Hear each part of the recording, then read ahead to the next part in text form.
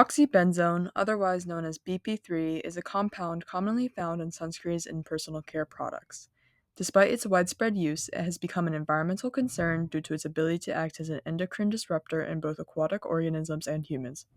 It already exists in the majority of the world's salt and freshwater, and it takes roughly 2.4 years to break down naturally. Even though it exists in low concentrations, it has the ability to bioaccumulate, making it a pertinent threat to the health of our aquatic organisms. There are alternative product options that don't contain oxybenzone, and by passing policy that outright bans the import, production, and use of oxybenzone containing sunscreen and other products, we can better protect our aquatic organisms and ourselves from this harmful compound.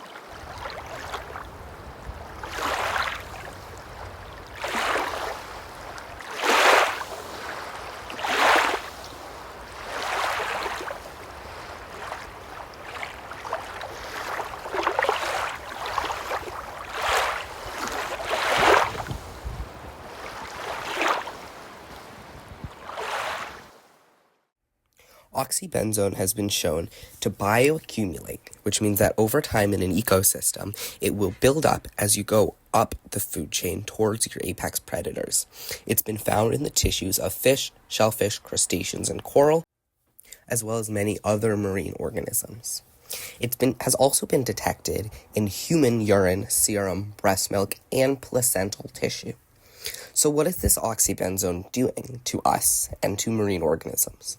It's been shown to cause coral degradation or coral bleaching, which puts marine ecosystems at risk, given that 25% of marine life lives in a coral reef.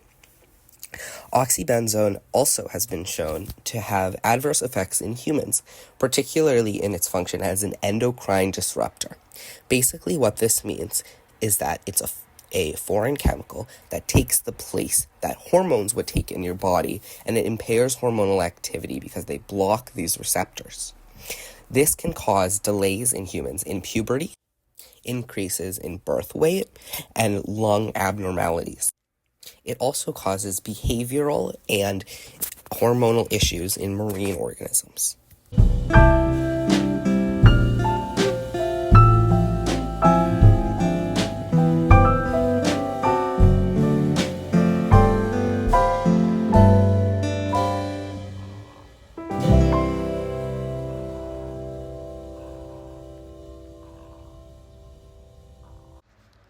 But what are we actually doing about it?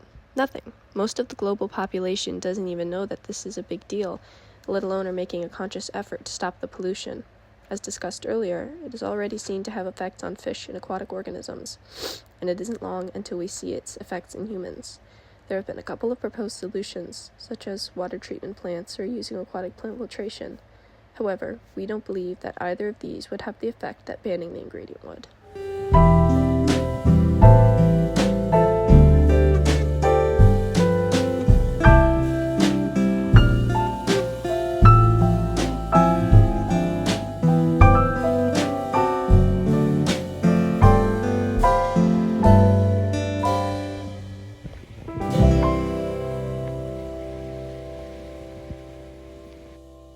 Something must be done.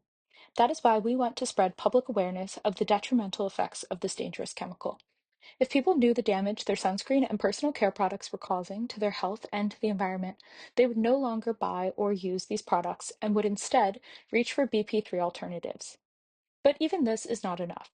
The only way to completely rid our environment of BP3 is by banning it altogether.